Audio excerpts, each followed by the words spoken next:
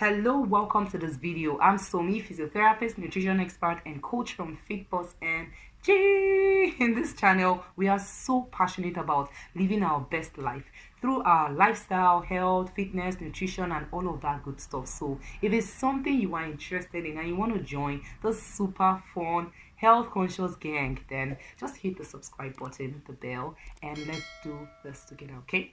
All right. FitBoss.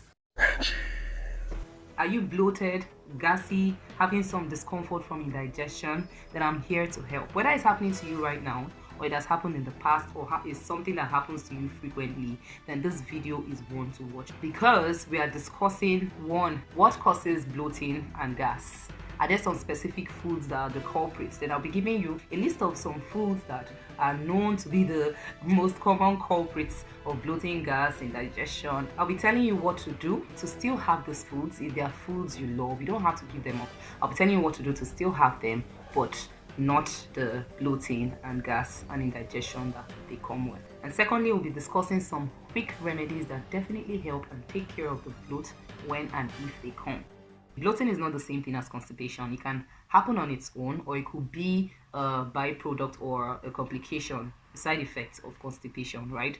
You know, bloating is that feeling you get, that tight, uncomfortable feeling you get sometimes after eating, and it seems like someone pumped your belly with gas. It feels tight and uncomfortable and even painful. So what causes bloating? Bloating happens when your body finds it difficult to digest some certain foods.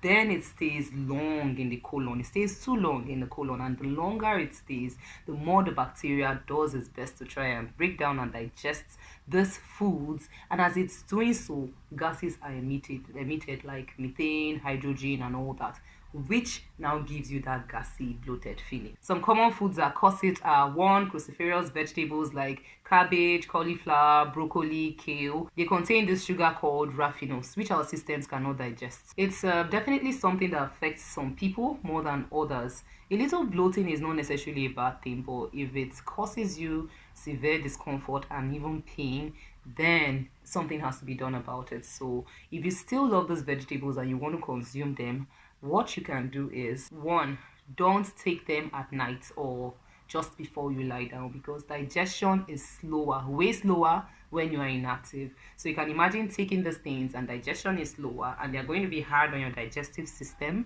So it's definitely better taking while they're active during the day. Your body is going to have an easier time digesting it. Another thing you can do is cook them. Don't take these particular vegetables raw. If they affect you, cook them, steam them at least. You know, it will definitely help. Or something you could actually do, which is not that common in this part of the world where I'm from, but it really helps and it's so delicious, is you ferment them. You can ferment all vegetables. I think I'll do a separate video on how to ferment vegetables. It's something I started doing recently, and honestly I really enjoy it because it's super nutritious. It makes these vegetables even more nutritious and good for your gut. So it's something that you probably should look into doing, because you can then have these vegetables that you love, the nutrients and all of that from that, and have a delicious meal at the same time too. And it will not, if they are fermented, it will not cause you gas and bloating. Some other foods that cause bloating are legumes like beans, lentils, and funny enough, is Raffinose that is a culprit here as well. So if you still want to take your beans, you want to enjoy it, which you should, because they're very nutritious, apply the principles I just discussed for the vegetables. And in addition to that, also soak your beans for a few hours, or your lentils, or any of these legumes that cause bloating for you. Soak it for a few hours before you actually cook them. When you cook it, immediately you bring the beans or lentils or whatever it is to a boil. Pour away the first water that it boiled with. Like, you put the raw beans, after soaking it, of course, you put the beans and you cook it. As soon as it comes to a boil, pour away that same water, put on fresh water, and then cook with the fresh water you just added. Then continue your cooking. I assure you that no gas, no bloating. Something else that is very common that causes bloating and gas is dairy products. Some people don't have the required enzymes to digest the lactose in yogurt, milk, cheese, curd, and some of those dairy products. Something you could do if you love those dairy products and don't want to give them up is you could find non-dairy alternatives for them. For example, you can take almond milk instead of regular cow milk, right? Or they all have, if you look well enough, you'll find alternatives. Or you could take an enzyme supplement like lactate.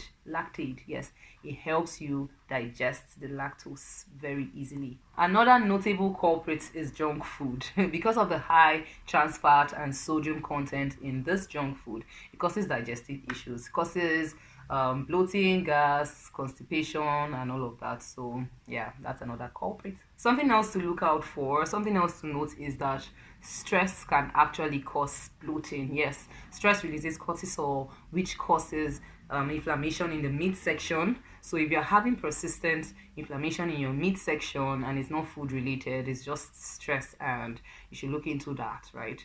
It's just something to note. I wanted to just say that quickly. So besides all those remedies, alternatives, and tips that I've mentioned already, when you are bloated, something you can do is acupressure. You can massage your right rib cage, just here, trying to get to the gallbladder. So you just massage it, press it in. You're trying to relieve the congestion there.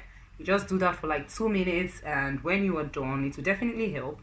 When you are done, you do the same on the left, trying to get to the pancreas, and it just helps release that congestion, helps with the digestion, and just makes things move along very freely. So if you do that, it definitely will help you. Something else you could do that really helps with bloating is yoga. I'm going to link a video in the description box. You can click on it, look out for it. It's specifically targeted towards bloating, and I assure you it will definitely help. So yoga does as well. Once you start it, in fact, you just find that the gas starts coming out, you toot that tooth. It will start just releasing itself, and you will get your relief. So that's it for bloating. I hope you found this video useful. Remember to give it a thumbs up if you did, if you like it. If you're not subscribed, please do so. Do subscribe and hit the notification bell so you don't miss any of my videos as they come up. So thank you very much for watching this till the end. You can follow me on social media if you're not following already.